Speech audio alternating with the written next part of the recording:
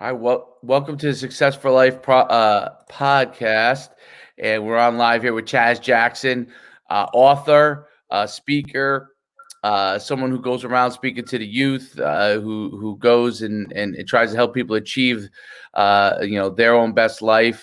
Former football player, collegiate football player like myself, so there's naturally a connection there.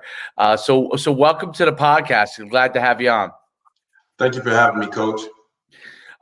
So we talked a little bit briefly offline. Tell everybody your background, where you come from, and kind of a little bit about your journey. Yes, and before I even get started, again, thank you for allowing me to be here on your platform and just being able to shine the light that I'm able to. For me, originally from North Carolina, played my collegiate ball back in North Carolina, small town, Varsity, North Carolina, where I grew up. Again, played at Western Carolina University, had the opportunity to have some phenomenal memories made there at that university. I am now reside here in Texas, Fort Worth, Texas. So actually recently moved last year, so still kind of new in the area, but definitely bigger than the town that I came from, the small town friendly Varsity, North Carolina. But I wear many hats, Coach. My husband, father of two beautiful daughters, as you mentioned before, teacher, coach, and trainer. Where I love focusing on youth leadership, so working with seniors and college freshmen, student athletes, in regards of just gaining more clarity, focus, and consistency on and off the field. And I love, challenging undeveloped leaders as they strive to accept coaching and training in regards of, finding more clarity, like I previously mentioned, getting good accountability, what that looks like, and also, just finding a general purpose for their life. So for me, I love to deliver that through speaking engagements. Also, me being that mentor as far as coaching and training as they see fit. And I enjoy it. I love it. And for me, thinking from a student athlete perspective, dating back when I played ball, I would constantly, that's what my focus was and where it should be, but I created my entire identity through sports. And what I like to do with my young athletes is really get them to think on a broader span. Yes, you are that student athlete, draw the line, plug in a blank, your sport, and there is some other things that you can accomplish outside of sports. You don't have to completely put your identity there because, everybody don't go to the league, if that makes sense. So for me, what else can we create and develop as far as, for me, growing as an entrepreneur and really not isolating myself just as far as an athlete, because thinking back on my journey, Coach, I did that, and whenever my career ended, it was like a culture shock for me because all I had my identity set on was being an athlete. So again, just allowing, athletes and our young people to understand that, hey, yeah, this is a beautiful thing, that sport, but you can strive and develop other skills as well along your journey. How did you figure that out for yourself? Obviously, I'm sure you had dreams going on to the NFL, and as I did too back when I played. Although I played a little bit before you, but not that much. A little older, not that. How did you work through that yourself, and what and how did you make that transition to where you are now? What you're a published author. You're coaching kids on where they should be and helping advise them and speaking. How did you make that transition? Wow, Coach. So it took some time. A lot of failure was involved. So one of the things, specifically, with, freshman college athletes that we talk about is, really setting a plan for post-college at that time. And that's one of the things that I didn't do. To be honest, man, I kind of fell into the whole college lifestyle. You know, I was out of my grandmother's house. I didn't have a curfew, and it was actually, I was close to actually flunking out my freshman year just because of some of those poor decision makings. But, I got back on track and got a little bit more focused. But one of the things, even fast forward into my senior year, I remember getting my diploma, coaching, and just being thrown out into reality. And one of the things that I discovered, even looking back at that time, is, schools can teach you things to think about, but not truly how to truly think about them. And one of the things that I teach some of my younger student athletes is the networking aspect of things. I had this piece of paper, but at times, as the cat down the road told me once, it's not what you know, it's who you know. And for me, I remember graduating, my career was over, graduating with this piece of paper in which I got a double degree in sales and marketing entrepreneurship, thinking I was going to get out, get this six-figure job, live the high life. And my first job was at Papa John's, right out of school. My dreams of, being a professional athlete, it kind of faltered at that time. And this was back in 2010 when I got out of school. And then my first job was there. So it was like a culture shock to me. Like I went from this, guy that was looked at as high tier athletes, star linebacker. And then I was working at Papa John's. So that was a culture shock for me. But again, some of the things that truly worked for me and really getting and discovering my true calling was understanding that failure was my friend in a sense, meaning like, the things that was happening in my life, I have to take those situations and learn from them. Even fast forwarding, to the 2012, I had in that period from 2010 to 2012, it went into somewhat of a depression state, if you will. I started drinking more, and I found myself actually, coach, in awakening to a car horn where I had passed out briefly. By the grace of God, I woke up, and I remember turning that wheel to the right, inches away from a head-on collision. I remember crashing into a wooden gate. Police was called. I was arrested for being under the influence of alcohol.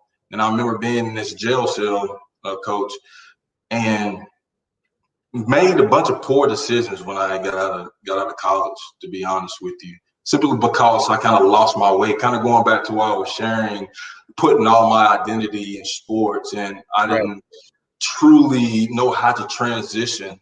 Again, found myself behind bars, and there was just a lot of emotional baggage that Chaz was just carrying that kind of built me up to that moment in 2012. But by my fiance at the time, my wife, sticking by my side and sharing and giving me encouragement, and me really taking a step forward and really interrogating that emotional baggage, what I just mentioned. And whenever I say emotional baggage, I mean, problems that I truly didn't have a solution for. And normally when we have those things we can draw the line and plug in the blank of situations, traumas and dramas, circumstances, stuff that I can even think about going back to when I was started at 5 years old, things that just wasn't dealt with for Chaz Jackson. And, I began to really interrogate that, really examine, hey, why was I putting myself in these poor decisions, situations, and what was really going on there? So for me, again, failing, learning that it wasn't the enemy, taking that step of really trying to, discover and overcome some of the things that was going on inside of me. And once I really took that transition of gaining more clarity and gaining focus and consistency, fast forwarding to the day led by God, me being a man of faith, that was one of the biggest decisions that I made. I was able to truly discover some tips and techniques to truly help myself get out of that slump that I was in, that I feel personally came from me losing that identity in sports.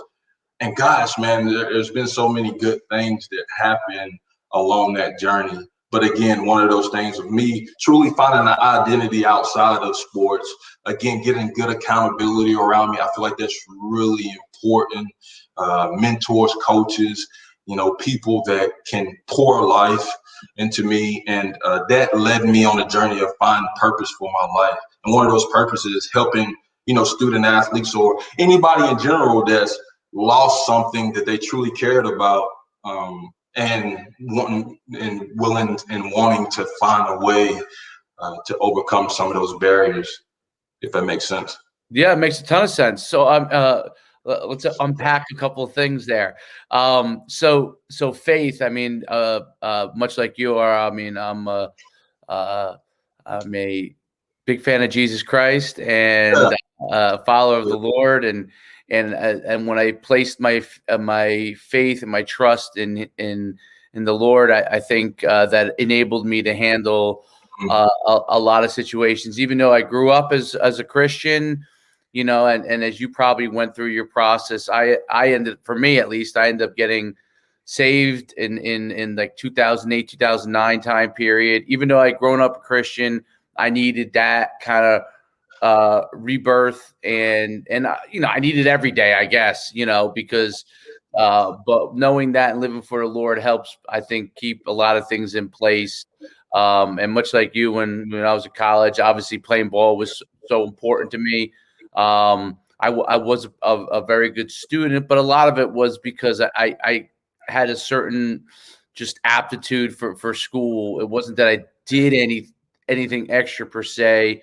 But that finding the Lord and really getting in touch with him, I think helped guided me after that process where I was no longer a player. And I wish I had more of it when I was a player, you know what I mean? Because I truly agree with that. College, you're having a good time, you're playing ball, you're having a good time, all those kind of things. It would have helped me. I think the athletes that, or anyone in general, that find their way from that standpoint, it definitely can help center you, I think, a lot in knowing that God's got the ultimate plan. So that part I thought was really interesting. The second part I thought was really interesting. I'll let you expound on both of those, and then I would definitely want to hear your plan of how you tell kids what to do from that standpoint, or anybody, adult as well. It doesn't have to be a youngster, but because it applies to them too.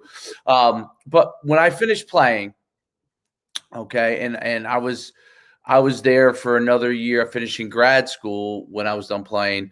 The biggest thing that I think I missed was the void of the competition, right? Now I coached football for a long time, so it gives you a little bit of a fill in that void.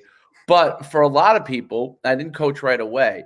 That void feeling is where you get that you've worked so hard your whole life for a certain thing, and then it ends and you're very young, right? And you don't realize it when you're a young kid going through it, but you really are. Your career ends and you're very young if you don't make the NFL. You're 22, 23, 24 years old, and you're very, very young, and you've poured so much into it, and that competition void is gone. That excitement, that thing that you're looking forward to. How did you eventually handle that part of it? Because I know I struggled with it. I know a lot of athletes, when they go into their career, struggle with it. What are some of the things and tips that you want people to understand of how you can balance the fact that you want to be a competitor with figuring out the important aspects of maybe your post-competitive career as in life? So for me, and that's a really good question, Coach. Kind of expounded on some of the other things that you said too before I even dive into that. So even dating back to when I was younger, I can remember at 13 years old, me accepting Jesus Christ, being baptized at this camp, the South Mountain Christian Camp. But as I was expounding, going through my teenage years on to college, I didn't really walk that walk, if that made sense. I remember going to church, and it was more like on holidays, like we got Easter Sunday coming up. That would be one, and Christmas. It wasn't, and the teachers that was in church wasn't really expounding in my household. And for me growing up, poverty environment where in my neighborhood it was normal for me to see the alcoholics, it was normal for me to see drug addicts. So that's kind of going back to some of those emotional baggage that I was carrying, traumas and dramas, different situations that was going on that created an identity for Chaz Jackson. And I talk a little bit more about that in my book, Live, Learn, Lead Powerfully, on some of those traumas and dramas that I was just carrying that never really had a solution. But as we progress on, up into my college years and into my, adulthood in general, whenever I really discovered those tips and techniques of how to overcome that stuff, because one of the things that I use sports for, and I'm sure a lot of people that's listening can relate to that if you're an athlete, is that aggression, that competitiveness. Whenever you have that emotional baggage, the sport actually helped me carry that bag. Like I can go out on the field and I can pound on somebody. I was a running back and a linebacker, so like when stuff would happen at home, you can actually legally get on the field and let your energy pour out on somebody. I mean, that was a relief for you, that whole competitiveness and the brotherhood, your teammates.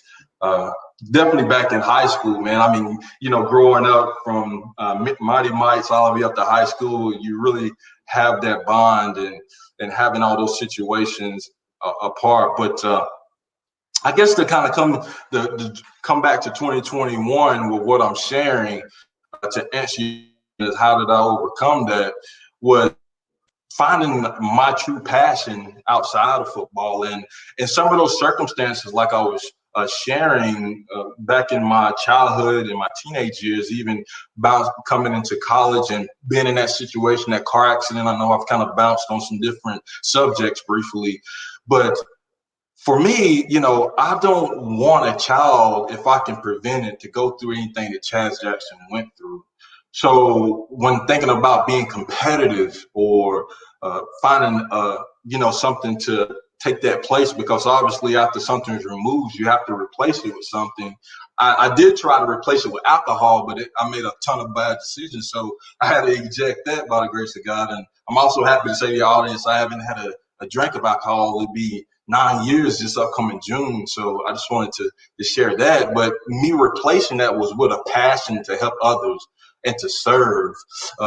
Being a follower of Christ, he said, I did not come to be served, but to serve and be a ransom for many. So for me, I found that serving other people was a sense of fulfillment for me. So, and also you can use some of the tips and techniques and some of your experience as an athlete in your business, if that makes sense. Like you can be competitive, with whatever ideal that, God's leading you to do. And secondly, was just getting around hope givers. I know I talked about accountability.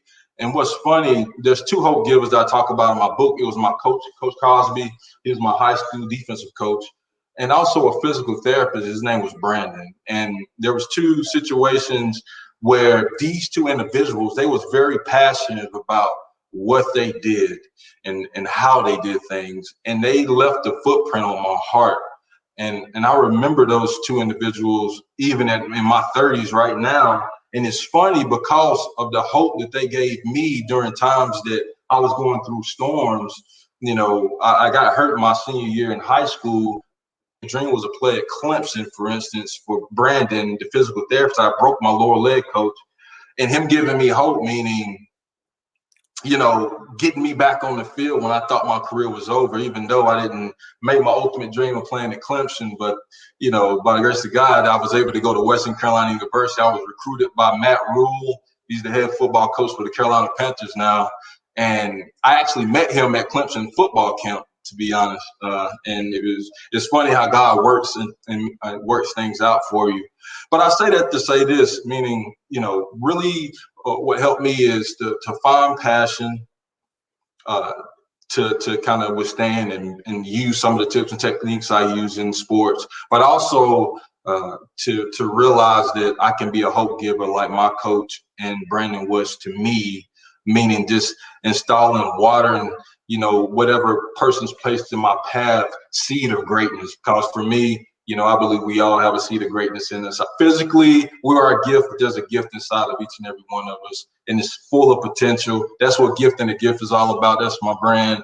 I'm a podcast host as well, and also, on that podcast, I talk about we're all gifted differently to make a difference. And again, those two things, that hope giver, just watering that seed of greatness to help whoever God places in my path by serving, bring their fruit to pass to share with the world. And I feel like that's the ultimate plan for me. Yeah, I mean, I think the ability to serve is ultimately helps you get to all your goals. And I think that's a big part of it. And really awesome story. Book writing. So tell me about, you wrote 2 books. I know you're in the process of writing a third. First, tell me more about, obviously, I haven't had a chance to read your book. So for the listeners to really understand what your book's about. And then I want to talk about the book writing process, because so many young people now, especially nowadays, want to write a book and tell their story, or whatever their niche focus is on, but have no idea how to go about doing it. So first, tell me about your book in particular. And I know it's about gifting the gift, but expand upon more about that with your books. Yeah, I would love to. So my first book was published back in 2019, Live, Learn, and Lead Powerfully. I truly believe, Coach, that book is strategically designed to launch anyone's mind towards greatness. I briefly talked about my story from, my childhood all the way to that 2012 car accident, and the emotional baggage, and, some of the steps, tips, and techniques that I took to kind of get where I am now. Back in 2019 when that book was published, as I was taking in so much information, a lot of that is being, led by God, me being a man of faith. And again, I mentioned the accountability aspect of things. So many amazing people was put in my path when I really, got intentional about changing, making that radical change, really, discovering another identity. And for me, even going even a little deeper, I had some very low self-esteem, low confidence. I didn't truly love myself, to be honest, Coach. And whenever I really discovered how to do that, how, Chaz Jackson, I'm okay. Like I truly care about myself. I truly love myself. Me being a John Maxwell coach, speaker, and trainer as well, I love John's philosophy for the team. And he says, each and every JMT member, I encourage you to value yourself, value others, and add value to others. So I say that to say this in regards to Live, Learn, and Lead Powerfully. I began to value myself. So then whenever I learned to value myself and I was really dived into the word, told us in the scripture, he said, love your neighbor as yourself. So as I begin to value myself, I tend to learn to value other people a little bit more than what I did at one point, right? And when you value other people, you want to add value. So again, going back to information, it was kind of like a forest was in my head. Like how a forest is really wild. Like I had all this information, and it was like, man, I got to tell somebody about this stuff, like this stuff that I'm discovering. And by the grace of God, I met Dr. Adair White. She's a publicist out of Atlanta, Georgia, phenomenal lady.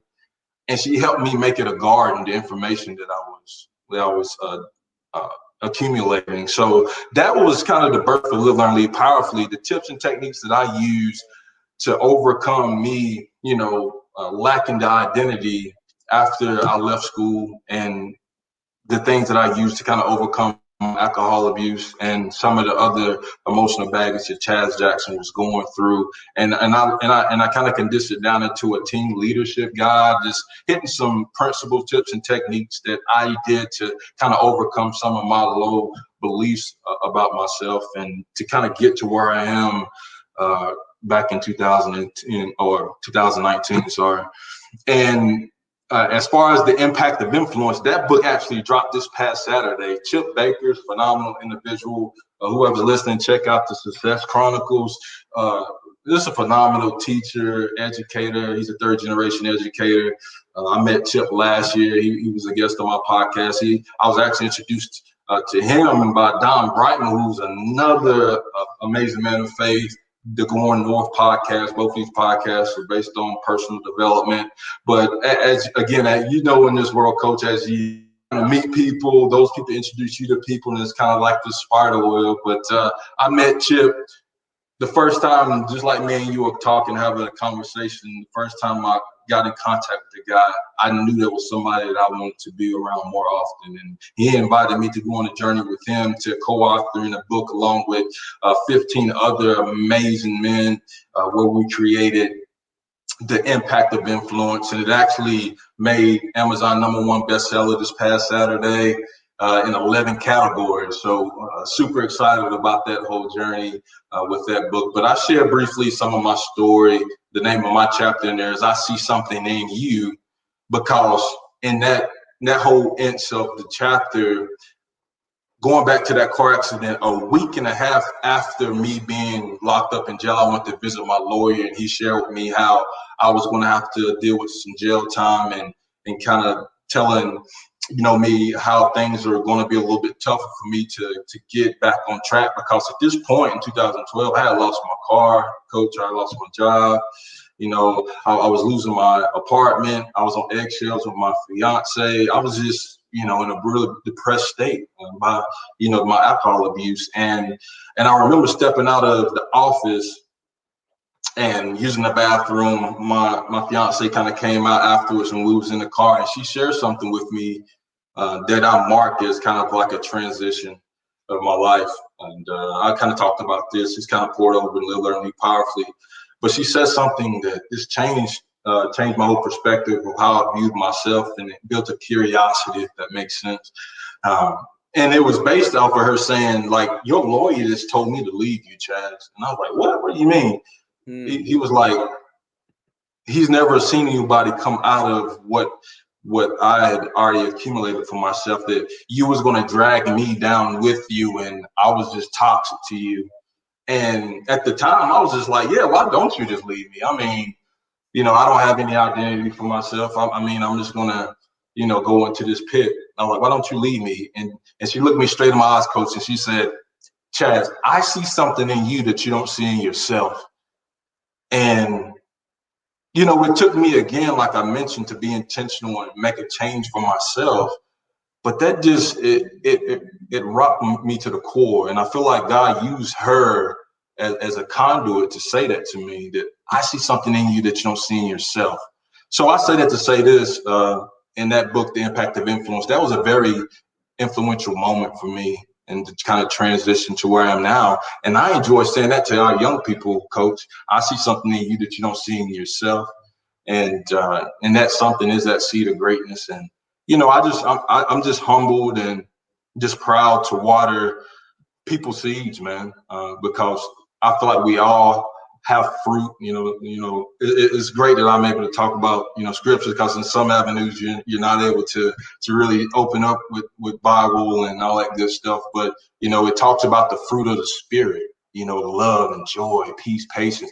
These qualities. That's what that seed is able to bring forth. And I would love to get someone in a position, talking about student athletes for this whole session, of being able to bring those qualities out to share with the world, man, because we all have that ability. And that's fulfilling to me, to serve and be able to get someone to that state of mind.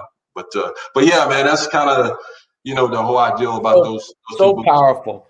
So powerful. I mean, you're blessed. You're blessed to be able to figure that out, and God's working through you, and it's great to see that. It really is. And you're touching so many different people, and obviously with the book too, you touch not just the people you work with directly, but now you're touching the masses, which makes your reach infinite, right? Hopefully, makes it infinite. So that's awesome stuff. Before we talk, because I want to talk about how you wrote books, but you mentioned you trained with John Maxwell. I've read quite a few of his books. Obviously, for people who don't know, if you could pick up some of John Maxwell's books or gosh, watch any just check out his podcast. He has a podcast too. I know we're on a podcast, so I'm just throwing out podcasts from amazing people. But John Maxwell's podcast is just phenomenal, man. I love his work, man. How did you go, and what did you go? Did you go in order to become a John Maxwell speaker?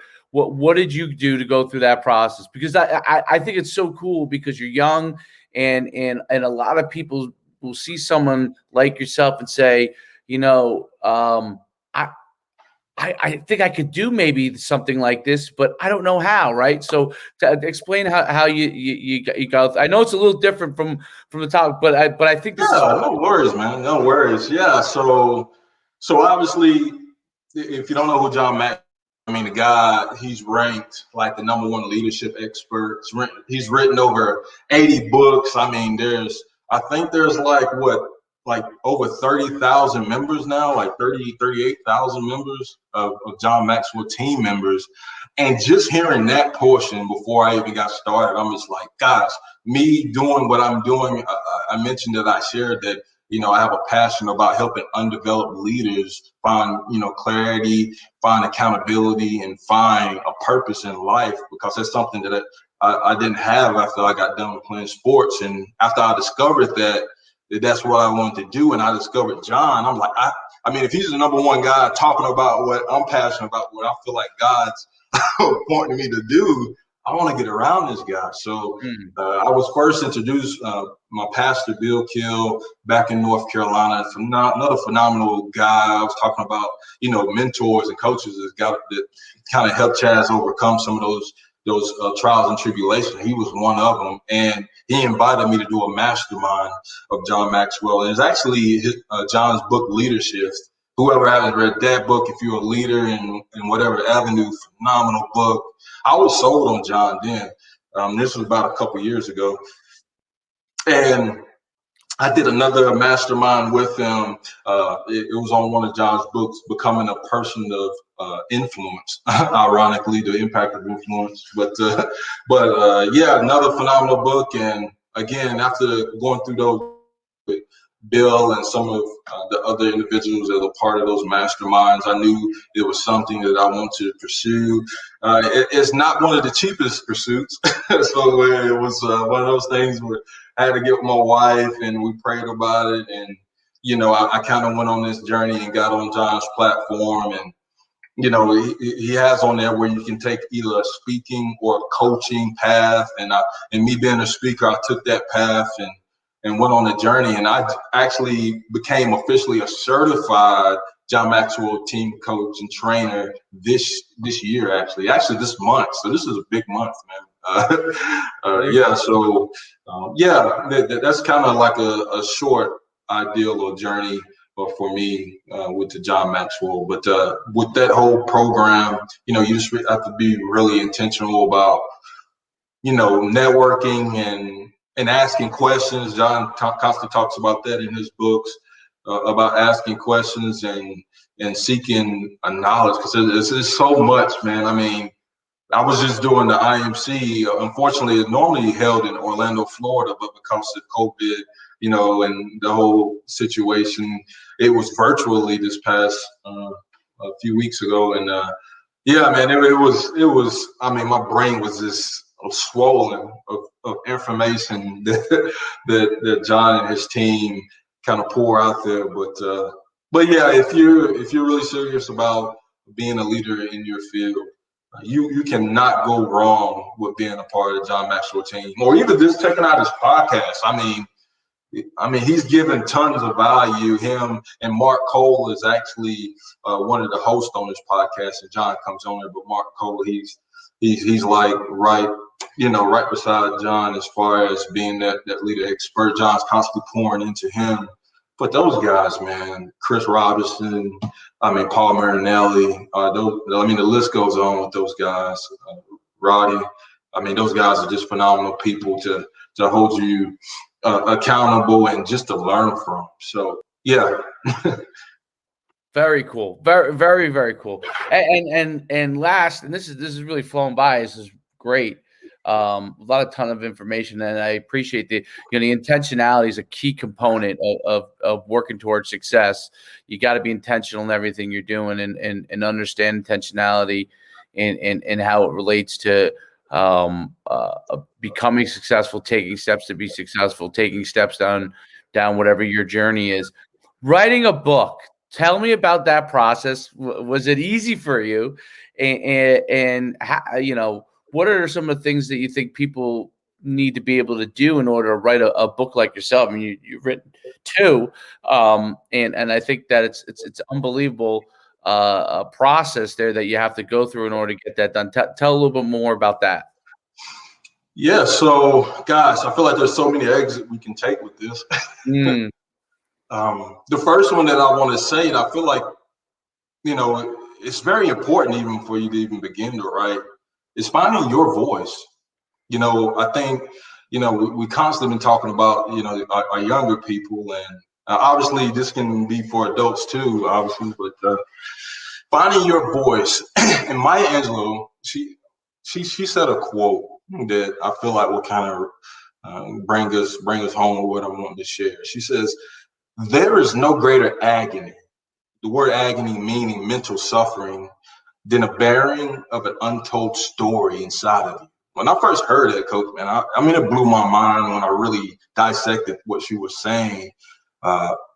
There's no greater agony than the bearing of an untold story inside of you. There's so many untold stories. I know there's someone that's listening to us right now that has an untold story to where, if you grew up in a neighborhood like me, sharing your true self was a sign of a weakness. Like if you shared your emotions or share things that was really going on within you, a lot of times, when someone asks you how you're doing, you say fine. But really, if you really dissect that whole fine, there's a lot of stuff there. And granted, really opening up and exposing yourself. I talk about that in Live and Lead Powerfully, in the 3 B's, being predictable, being exposed, and being related. And one of the ways we can be exposed is really sharing what's going on inside of us, because, sharing, man, it actually takes some of the weight off of you. And I guess what I'm getting at is that no greater agony to bear an untold story inside of you. Your story can be like an oxygen mask to someone that's suffocating, right? Because right now, there's a lot of pain that's going on in this world. Your story is needed more than ever in 2021. So I think the first thing for anyone that's wanting to write or get started is really finding your story, finding your voice, knowing that your voice matters. Because there was a point in my life where I didn't feel like my voice mattered. I didn't feel like what I had to share mattered, and it does matter. And please believe me, you matter. Your story matter. And there's going to be certain people that I'm not going to be able to relate to you, that whoever's listening, you're going to be able to relate to. And same with me and you, Coach. And, again, I feel like we go through, everyone has a story. I've met people on my podcast in person, working in physical therapy. I haven't really got on that whole avenue of things, but so many stories of people that's been through a ton more than me or been through less than me. So many things out there. There's nothing truly unique about me, but I feel like God used ordinary people to do extraordinary things, if that makes sense. And you are extraordinary who is listening to me. So find your voice. I also feel like, for me starting out early, I really needed that accountability. So I talked about Dr. Daryl White.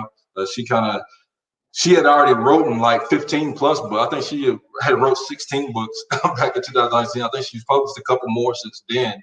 So thinking about the elevator of life, if that makes sense. Let's say, you have your basement and the penthouse, if that makes sense. And she was kind of at that penthouse level. Let's say I'm gonna put her up there because she is amazing. She's a very humble lady, but she's amazing. And let's say like I was on level 2, right? Me seeing her up at the penthouse and me having a relationship to her, that gave me hope to say, hey, I can achieve that, right?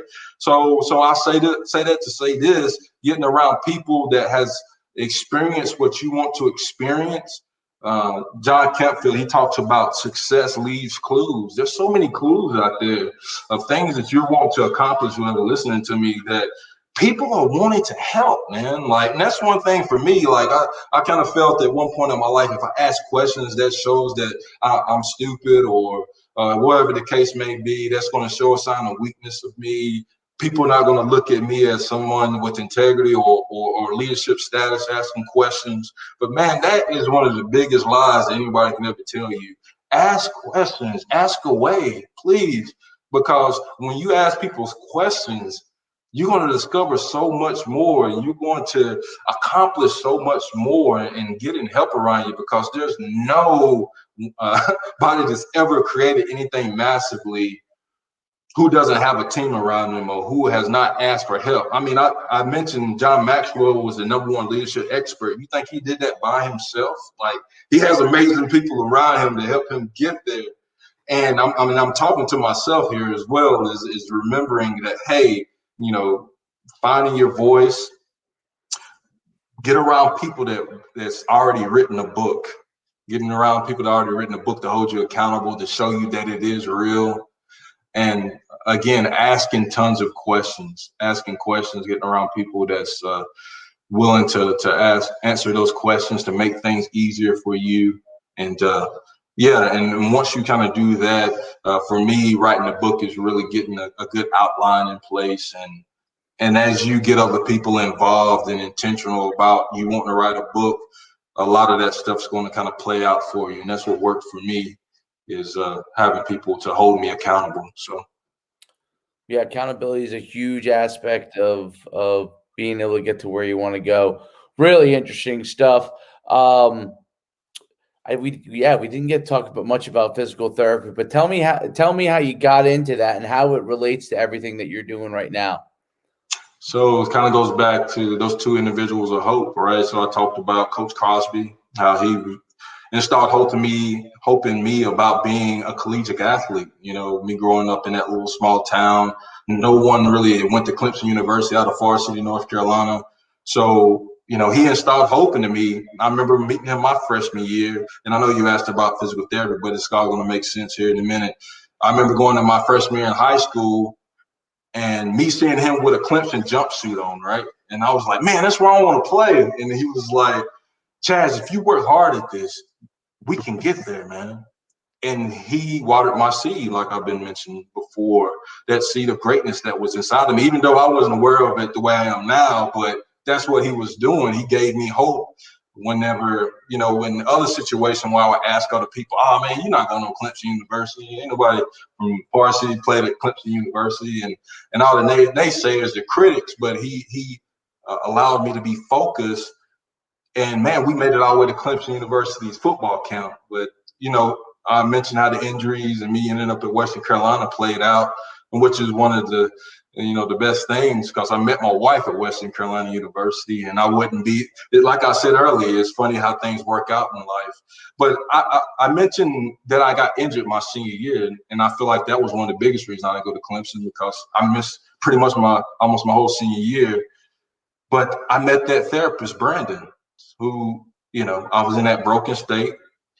And he installed hope into me. He said, Chaz, if you do everything that I tell you to do, I can get you back to play football.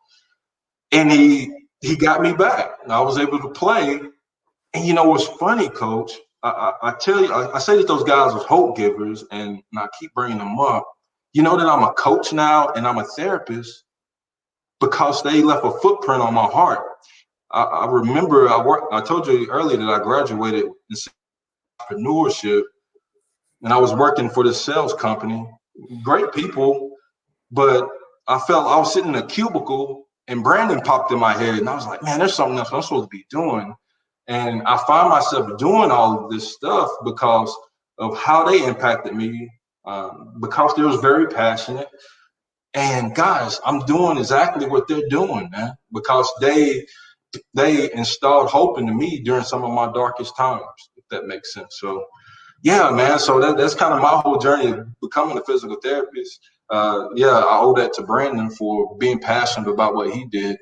And man, I've met some phenomenal people along the journey. I work in orthopedics, and gosh, man, so many stories within that. But now, and I love it just as much. It's a passion of mine as well. So, gosh, man, I constantly, say this, man. I'm definitely living my dream, and God, I'm excited about what God's doing, and I don't say any of that stuff to impress anybody. It's to press upon you.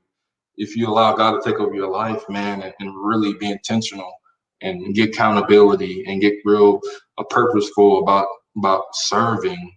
For me, that changed my life. So Yeah, that finds your purpose. It helps you find your purpose and being able to roll with it. Well, this has been an awesome conversation. Tell everybody where they first of all your podcast. We got a lot to cover here. Your podcast, your books, and then obviously where they could reach out to you too if they want to get coaching or just want to conversate with you. Where could everybody find you? Yeah. So definitely, again, Coach, thank you for having me on your show. It's been a pleasure, a treat. You're awesome. Whoever's not following this guy's the Successful Life podcast, please stick with this gentleman. I enjoy what you're doing even before I even get started on me. Thank you for shining your light with all the student athletes that you work with and how God's using you. That's phenomenal. But you can find me at chazjacksonspeech.org. That's my official website. On all social media platforms at Chaz Jackson Speaks. Also, my podcast that he was mentioning, Gift and the Gift, in which on that podcast I focus on tips and techniques for young males as they strive towards growing in personal development.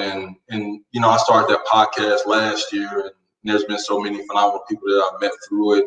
Phenomenal guests from all across the countries who's coming on the show to share their story and share how they're impacting the youth in their area of life. And yeah, so Live, Learn, Lead Powerfully is available. The Impact of Influence is available on Amazon, or you can reach out to me. And also, if you want to, find out more about me, you can always catch me or get in touch with just a giant here, a coach here, and he'll link you to me. So again, thank you for the opportunity. Perfect. And send me an email on that stuff, and I'll make sure we get it all in the show notes. That was great. I really enjoyed having you on. Your personality is infectious, and I could see the passion of what you're doing coming through. I wish you much continued success and most importantly, continued impact. Because I love the fact that you're working with young people and helping to help them grow. And making that impact there. So thanks so much for the Success for Life podcast. My guest, Chaz Jackson, Coach Schuman, signing off. Till next time. Thank you, Coach. Thank you.